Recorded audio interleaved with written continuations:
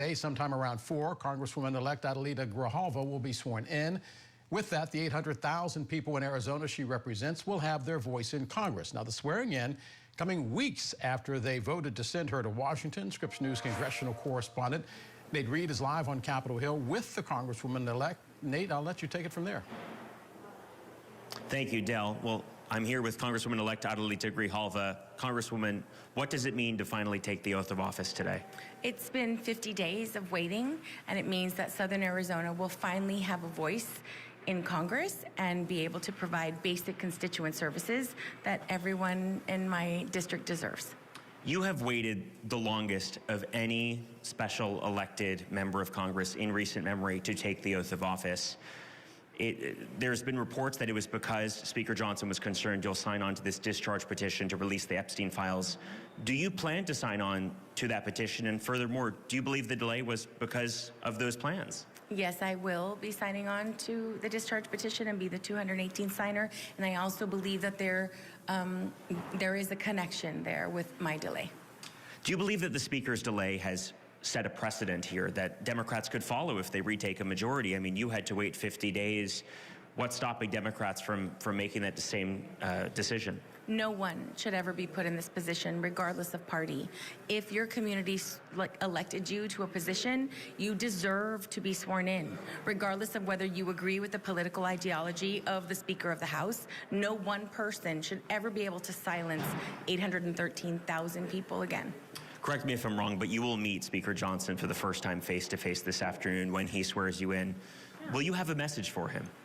I'm going to remember that I bring with me the voices of Southern Arizona, and I will be professional and as respectful as I can. I think that it's important for him to hear from me directly that I am incredibly disappointed and frustrated and angry that it took so long to get here, and that nobody else should be in this position again. You spent much of the last 50 days in Southern Arizona. I presume you spoke with constituents.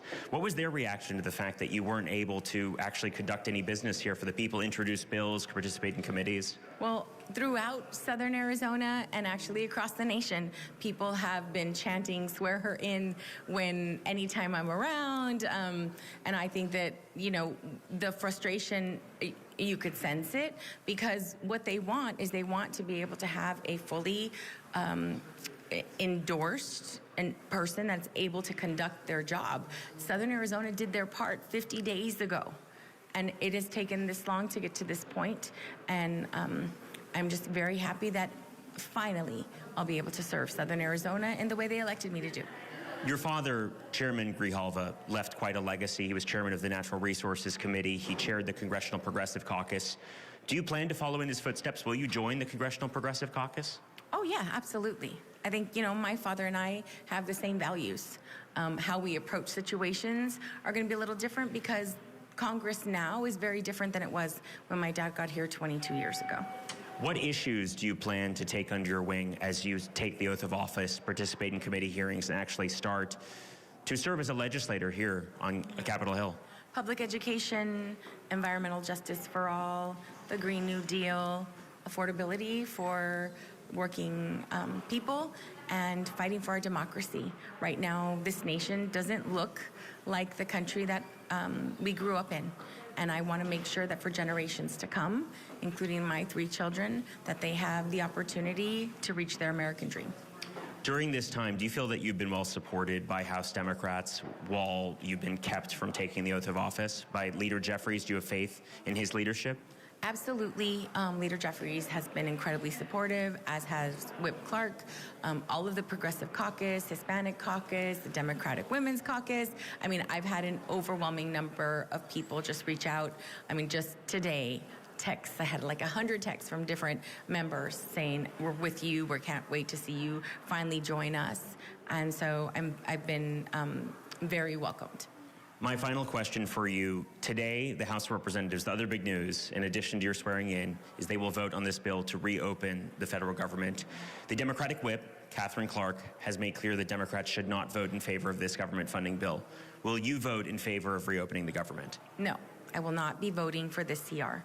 This basically, what Republicans have done is cruel and to inflict the most amount of pain on people. Anytime there's been a shutdown, we didn't have to worry about whether SNAP was going to be dispersed. We didn't have to worry about whether people were going to be given their back pay. Trump has made statements about people being fired, people not, if they didn't show up to their job, even if they weren't getting paid, not sure if they were going to get back pay. That is the amount of cruelty that this administration has been dishing out. And this CR that is coming to the House doesn't provide anything with in regards to affordability for health care for the American people. And that's what Democrats have been fighting for. That's what I've heard very clearly from people in Southern Arizona, that they want us to continue to fight, and that's what I'm going to do. Congresswoman-elect Adelita Grijalva, we will soon drop the elect portion of your title as you take the oath of office at 4 p.m. today. Thank you for joining us here in the Scripps News Group. Thank you. Del, I'll send it back to you. Nate, before I let you go, I just want to make sure what she said at the beginning. She believes that the 7 weeks were directly related to the Epstein files? Correct. Just a clarification from our anchor. You believe that the delay for your swearing in was directly related to your decision to sign on to this petition to release the Epstein files? Yes, I do. I absolutely do. I think there's a connection because Representative Walkinshaw, who was sworn in, who won his special election September 9th, sworn in on the 10th. I actually won my election 5 days before the shutdown, and what Speaker Johnson continued to do is make excuses about why I wasn't getting sworn in, which the precedent that this speaker set, disproved. He also swore in 2 Republicans during a pro forma session on April 2nd, less than 24 hours from the date of their election. And so there was absolutely no reason for me to be waiting for 50 days. You don't buy any of the speaker's arguments for why it took this long? Absolutely not. All right, Del, back to you. Nate and Congresswoman, I thank you both for the clarification. I think the audience will appreciate it as well. Our congressional correspondent, Nathaniel Reed, live on Capitol Hill, as always, the person on the scene keeping us up to date. Nate, thank you.